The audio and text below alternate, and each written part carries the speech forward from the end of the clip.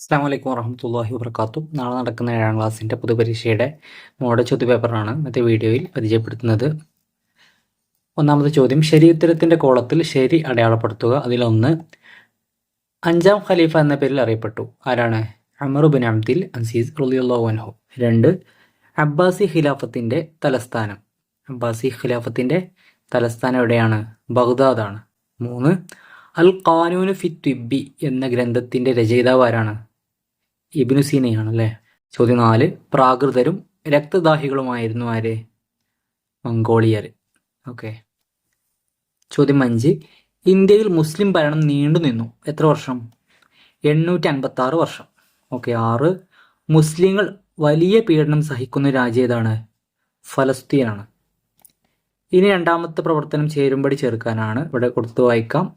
കെമിസ്ട്രിയിൽ ഗ്രന്ഥം രചിച്ചു, ഗണിതശാസ്ത്രത്തിൽ ഗ്രന്ഥം രചിച്ചു, മംഗോളിയൻ ഭരണാധികാരി, ജൗഹറത്ത് തൗഹീദ് എഴുതി, ഇന്ത്യ ഭരിച്ച മുസ്ലിം ഭരണാധികാരി.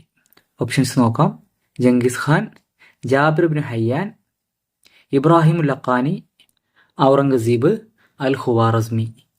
ഒന്നാമത്തത് കെമിസ്ട്രിയിൽ ഗ്രന്ഥം രചിച്ചു. ആരാണ്? ഓപ്ഷൻ ബി ആണ്, ജാബിർ ബിൻ ഹയ്യാൻ.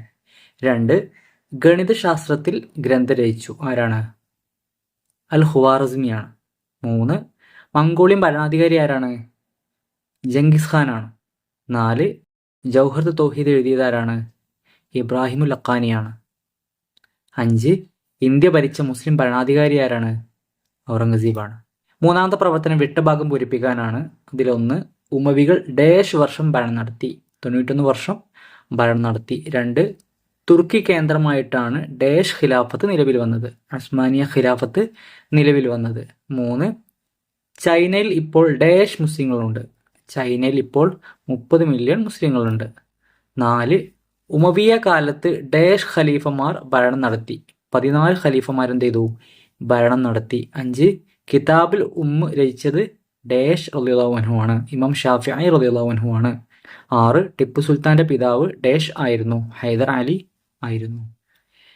നാലാമത്തെ പ്രവർത്തനം ഒറ്റവാക്കിൽ ഉത്തരം എഴുതാനാണ്. അതിലൊന്ന്, അറക്ക് രാജകുടുംബം എവിടെയാണ്? കണ്ണൂരിലാണ്. 2, ഖൈറുവാൻ നഗരം സ്ഥാപിച്ചത് ഏത് ഭരണകൂടാണ്? ഉമവി ഭരണകൂടാണ്. 3, ബഗ്ദാദിൽ അബ്ബാസി ഖിലാഫത്ത് അവസാനിച്ച ഹിജറ വർഷം ഏതാണ്? ഹിജറ 656 ആണ്. 4, ഖിലാഫത്ത് എന്ന പൊതു നേതൃത്വം അവസാനിച്ച വർഷം ഏതാണ്? 1924. അഞ്ചാമത്തെ ചോദ്യം, ഇഞ്ചി എന്ന വാക്കിന്റെ അറബി പദം എന്താണ്? സഞ്ചബീൽ. 6, AD 1001 ഇന്ത്യയിൽ മുസ്ലിം ഭരണം സ്ഥാപിച്ചു ആര്? മുഹമ്മദ് ഗസ്നവി.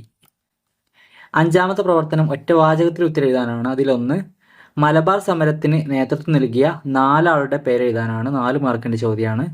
ആലി മുസ്ലിയാർ, കട്ടിലശ്ശേരി മുഹമ്മദ് മുസ്ലിയാർ, ചമ്പ്രശ്ശേരി തങ്ങള്, വാര്യംകുന്നത്ത് കുഞ്ഞഹമ്മദ് ഹാജി. ഓക്കെ. ഏതെങ്കിലും 4 എഴുതിയാൽ മതി. രണ്ടാമത്തെ ചോദ്യം, മുസ്ലിങ്ങൾ ഇന്ന് നേരിടുന്ന പ്രശ്നങ്ങൾ മറികടക്കാനുള്ള മാർഗങ്ങൾ എന്താണ്? ശരിയായ വിദ്യാഭ്യാസം, ആത്മീയ ബോധനം.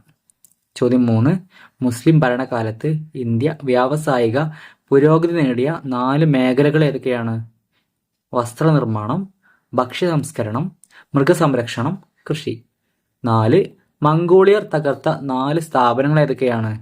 മദ്രസകൾ, മസ്ജിദുകൾ, ആശുപത്രികൾ, ഗ്രന്ഥാലയങ്ങൾ. അഞ്ചാമത്തത്, അബ്ബാസി ഖലീഫമാരുടെ കാലത്ത് പുരോഗതി പ്രാപിച്ച 4 മേഖലകൾ ഏതൊക്കെയാണ്?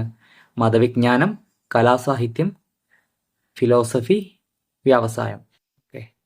ആറാമത്തത്, ഇന്ത്യയിൽ വൈജ്ഞാനിക നവോത്ഥാനത്തിന് നേതൃത്വം നൽകിയ 4 പണ്ഡിത പ്രമുഖരാരൊക്കെയാണ്?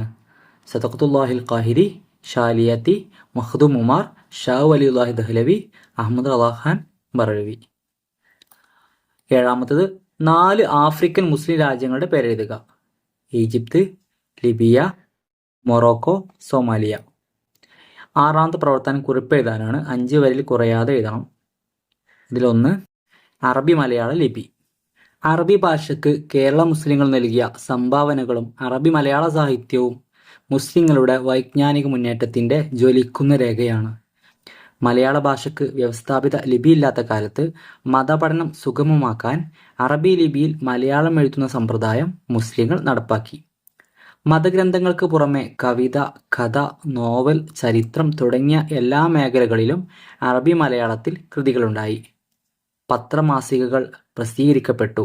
സ്ത്രീകളും പുരുഷന്മാരും രചനകൾ നടത്തി. മുഹിദ്ദീമാലയാണ് ലഭ്യമായ ഏറ്റവും പഴയ അറബി മലയാള കൃതി.